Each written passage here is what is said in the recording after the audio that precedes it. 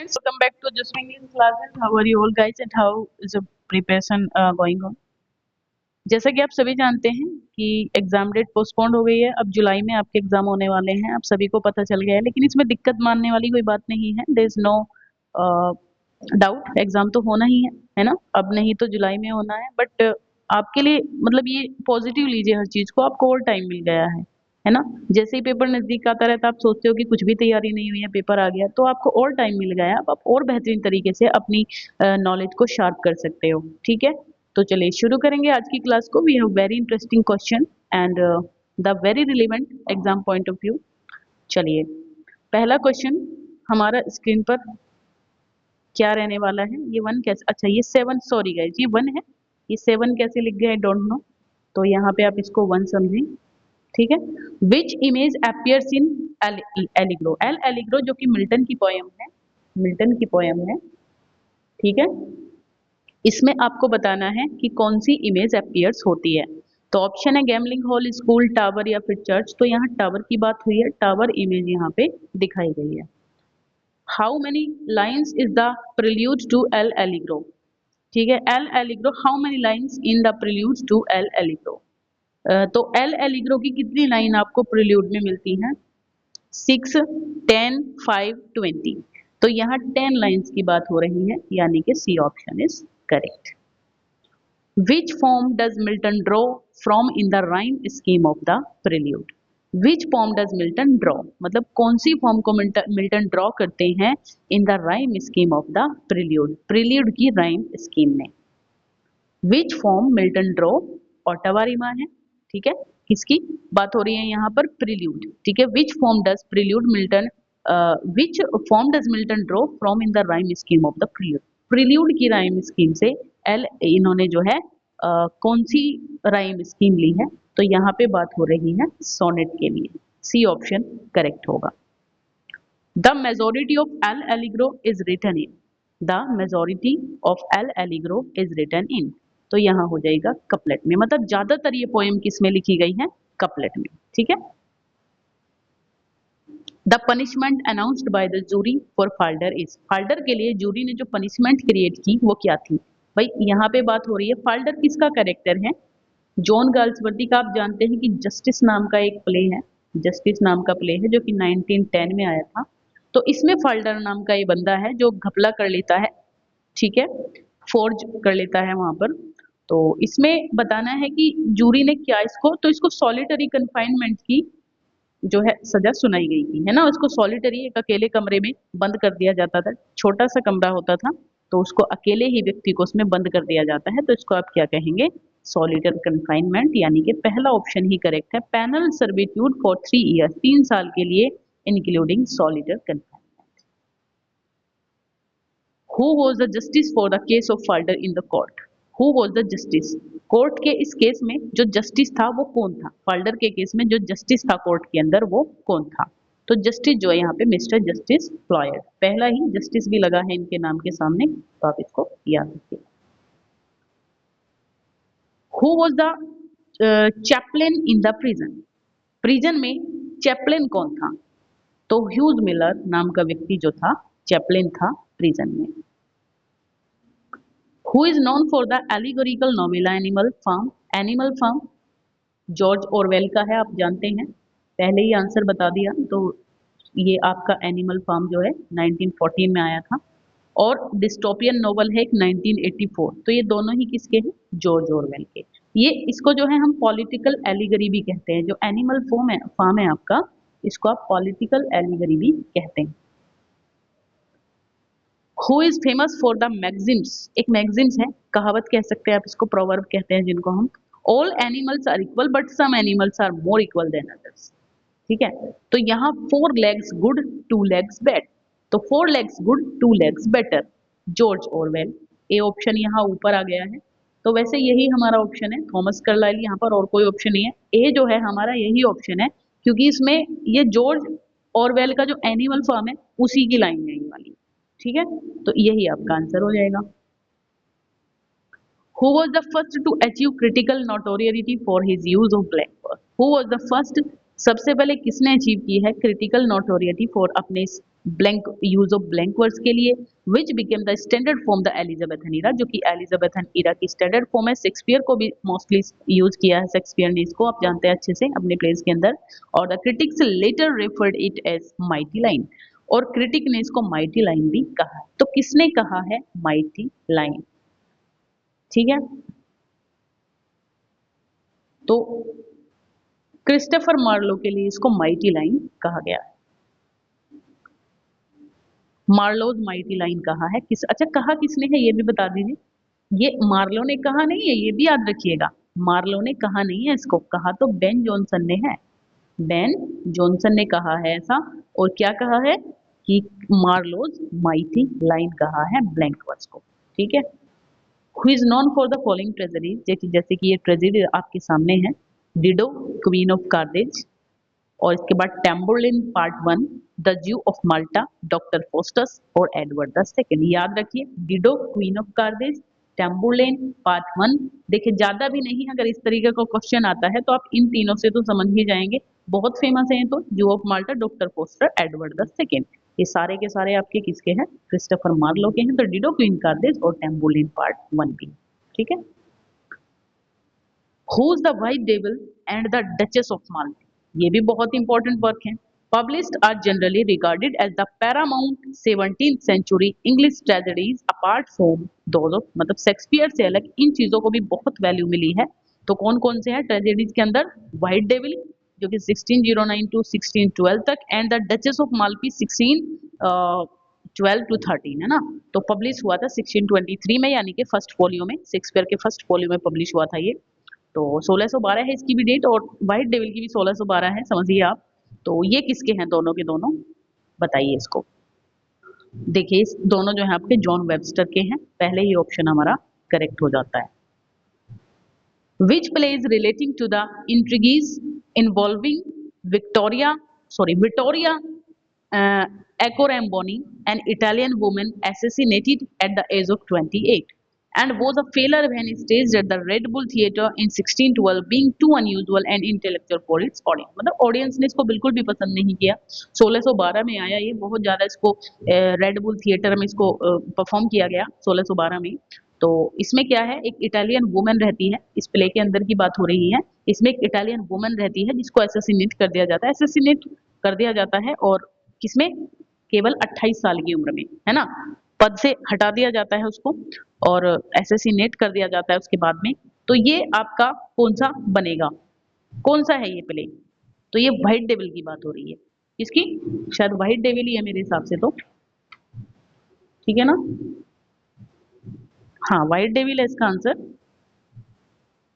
चलिए, all for love or the world well lost, all for love or the world well lost is a 1677 heroic drama by best known and most which is now his performed play। बताइए, all for love या फिर the world well lost is a 1677 heroic drama है, by best known and most which is now his performed play। तो ये किसके हैं भाई? All for love या फिर ये पूरा का पूरा दिखाया गया है। तो ये आपका बनेगा ड्रामा, किसके द्वारा है ड्रामा? विलियम कॉन्ग्रीव के द्वारा है। तो कहाँ है हमारा ऑप्शन? विलियम कॉन्ग्रीव, ये हो जाएगा। Which work is an acknowledged imitation of Shakespeare's Antony and Cleopatra.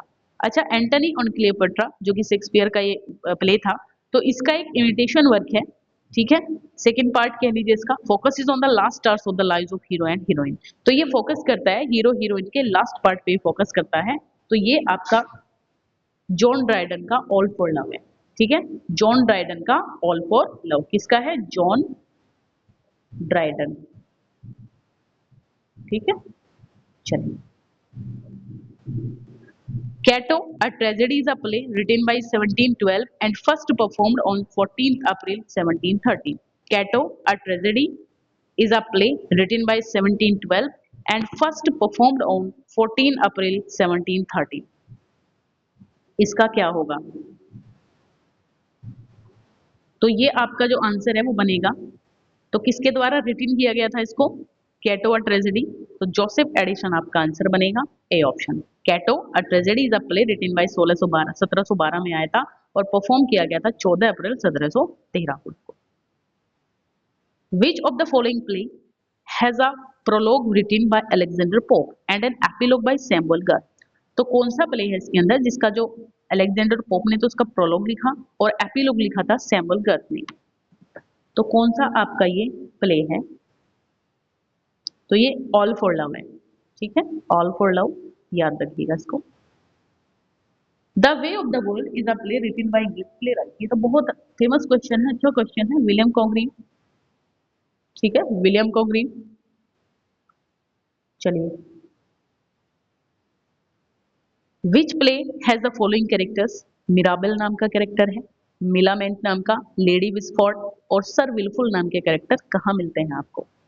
तो ये जो ऑप्शन है आपका the way of the world, जो अभी अभी आया था, ठीक है, way of the world William Congreve का प्ले है, ठीक है। और कॉमेडी ऑफ मैनर्स के लिए जाने जाते हैं विलियम कॉन्ग्रीन, ये भी याद रखिए, कभी पूछ लिया जाता है कई बार। तो William Congreve comedy of manners के लिए। तो which play has the following characters? Mirabell, Millamant, Lady Wishfort और सर विलफुल, ये सभी आपके the way of the world में मिलते हैं। Who is best known for his novel The Vicar of Wakefield 1766, his pastoral poem The Deserted Village 1770, and his plays The Good Natured Man 1768 and She Stoops to Conquer 1771, first performed 1773। तो क्या क्या नाम आए हैं आपके? सबसे पहले आपका नाम आया है द विकार ऑफ वेकफील्ड, इसके बाद एक पास्टोरल पोयम है द डिजर्टेड विलेज, और इसके बाद है प्ले है इनका the good natured man and she stoops to conquer. तो इस नाम से आप याद रखेंगे और इसका जो आपका आंसर बनेगा वो बनेगा ओलिवर गोल्ड स्मिथ। कौन है भाई? Oliver Goldsmith. एक बार और पढ़ लीजिए, the vicar of Wakefield, pastoral poem the deserted village, और आपका प्ले है द गुड नेचर्ड मैन और she stoops to conquer. Who is thought to have written the classic children's tale, The History of Little Goody Two Shoes? बताइए, Who is thought, कौन जाना जाता है इस फेमस वर्क के लिए? क्या है? चिल्ड्रंस टेल, मतलब बच्चों की स्टोरी है इसमें। The history of little goody two shoes 1765 में ये आया था। तो ये भी आपका ओलिवर गोल्ड स्मिथ का है, सॉरी ओलिवर गोल्ड स्मिथ का है ये वाला भी। The school of manners written by scandal, school of manner नाम का ये वर्क है जो किसके द्वारा लिखा गया? स्कैंडल के द्वारा। Is a comedy of and was first performed, अच्छा बाय स्कैंडल, ये पूरा का पूरा टाइटल, सॉरी मैं स्कैंडल के द्वारा कह रही हूँ, अच्छा स्कैंडल तक का जो है ये पूरा का पूरा आपका कैरेक्टर है। तो is a comedy of and was first performed in London at Drury Lane theatre on 8 May 1777।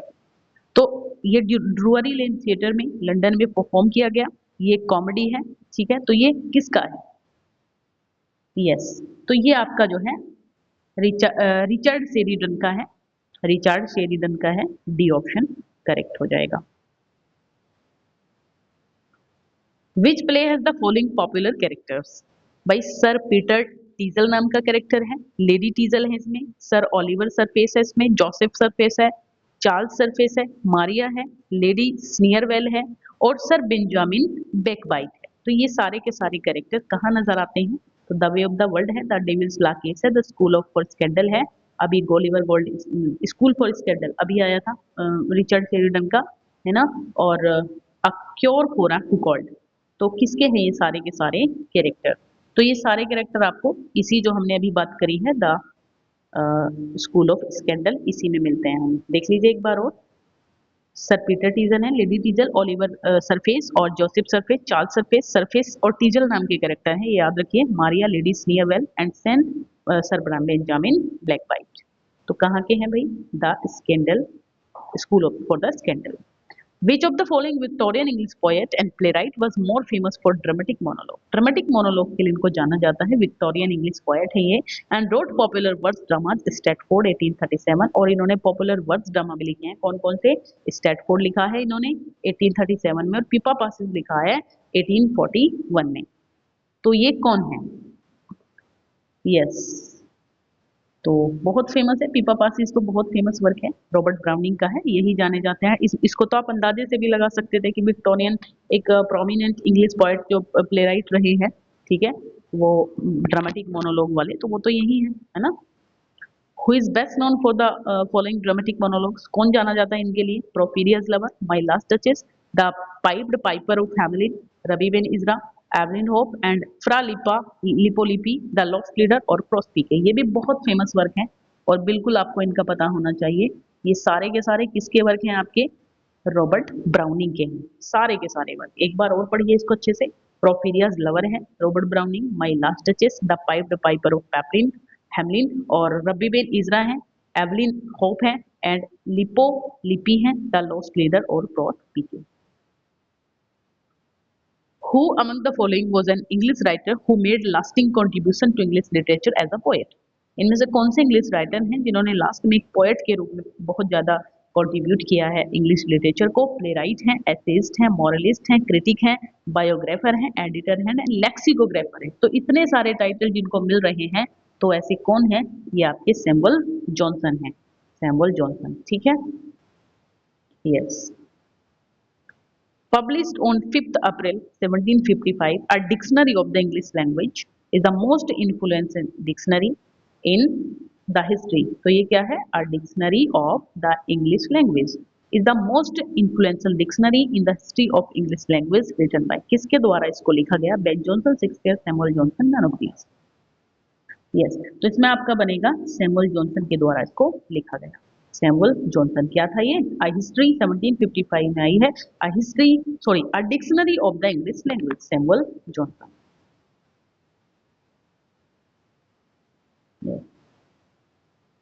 Lives of the most eminent English poets, बहुत फेमस वर्क है। Lives of the most eminent English poet alternatively non by the shorter lives of the poets is a work by comprising short biography। इसमें कम से कम 52 poets की, ये जरूर याद रखना है, 52 poet थे और इसका टाइटल याद रखना है आपको।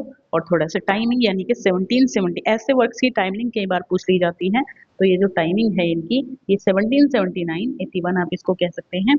और ये जो 52 poets में टोटल रही है, तो ये आपका क्या हो जाएगा इसमें? सैमुअल जॉनसन इसमें। ठीक है, Samuel Johnson. Which English writer and Puritan preacher is best remembered as the author of the Christian allegory, The Pilgrim's Progress? बहुत इंपॉर्टेंट वर्क है ये। तो पिलग्रिम्स प्रोग्रेस के जो हैं राइटर, प्यूरिटन प्रीचर हैं, बेस्ट रिमेम्बर्ड ऑथर हैं, जाने जाते हैं, क्रिश्चियन एलिगरी है ये पिलग्रिम्स प्रोग्रेस। तो किन की है ये? तो जॉन बेनियन की है ना? जॉन बेनियन आंसर है आपका। Yes. Grace abounding to the chief of sinners, or a brief relation of the exceeding mercy of God in Christ to his poor servant John Bunyan, is a Puritan spiritual autobiography written by। क्या है भाई? देखिए पूरी की पूरी है, कहाँ से कहाँ तक? ये पूरी की पूरी, मतलब इसको आप याद रखेंगे कम से कम बनियन तक, इतनी बड़ी है ना?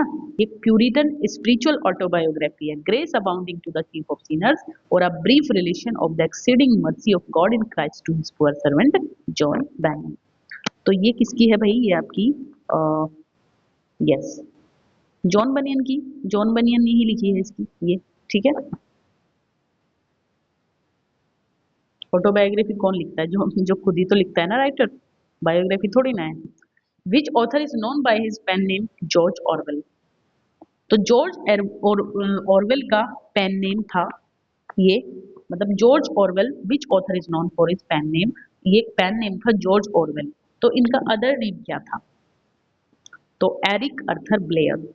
याद रखिए, कई बार ये क्वेश्चन पूछ लिए जाते हैं।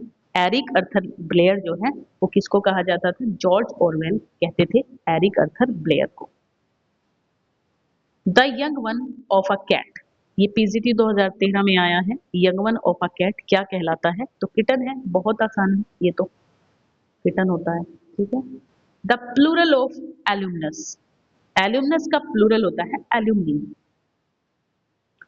इसमें आपको एरर बताना है, 20 मील्स आर नॉट, देखिए कोई भी दूरी है तो आप कभी भी इसको सिंगुलर प्लूरल में नहीं बनाएंगे, आर की जगह आप इज कर देंगे। ठीक है। The percentage of good leaders are not, यहाँ पे भी जब परसेंटेज है तो यहाँ पे ये सिंगलर सब्जेक्ट है आपका, यहाँ आर की नीड नहीं पड़ेगी, इज की नीड पड़ेगी। ठीक है। Yes, the teacher with his 2 sons is doing research these days.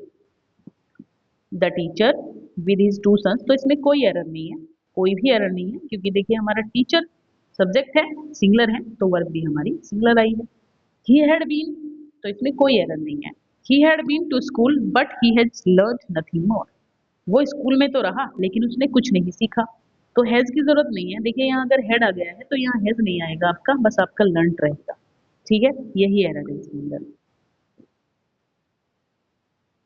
His failing to answer the question made the police suspect.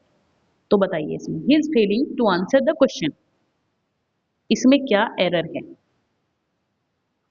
है ना? तो पहले ही पार्ट में एरर है, पहले ही पार्ट में एरर है। His failing to answer the question, his failing, है ना? और अब आप आ जाइए, there is always dancer of sorry dancer कह रही हूँ, danger of panic when a fire breaks up. There is always danger of panic in a crowded city. इसमें क्या एरर है, इसमें कौन से पार्ट में एरर है? यस, तो इसमें सी पार्ट में एरर है आपका। ठीक है, सी पार्ट में एरर होगा, when a fire breaks up. There is always danger of panic when a fire breaks up. देखिए आ फायर नहीं, आ फायर, फायर कोई ये काउंटेबल नाउन नहीं है, अनकाउंटेबल है, तो ये फायर ही लगेगा आपका। ठीक है, चलिए अब आ जाइए आप यहाँ पे, इसमें बताना है करेक्ट ऑप्शन। ये बहुत बार करा चुकी हूँ क्वेश्चन आपको, बहुत बार करा चुकी हूँ। तो वी रेयरली सी अलायन, याद भी हो जाना चाहिए इतने में। तो as the weather was bad we stayed indoors. तो इसको सिंपल सेंटेंस बनाना है हमें। अभी ये कॉम्प्लेक्स है, तो सिंपल बनाने के लिए क्या करना पड़ेगा, इसको हम बना देंगे किस तरीके से? यस, हाँ ये आपका हो जाएगा सी ऑप्शन, यानी कि it is being bad weather we stayed indoors, present participle इसको बना देंगे। चलिए यहीं तक था गाइस, मिलेंगे नेक्स्ट वीडियो में, तब तक के लिए बाय, टेक केयर।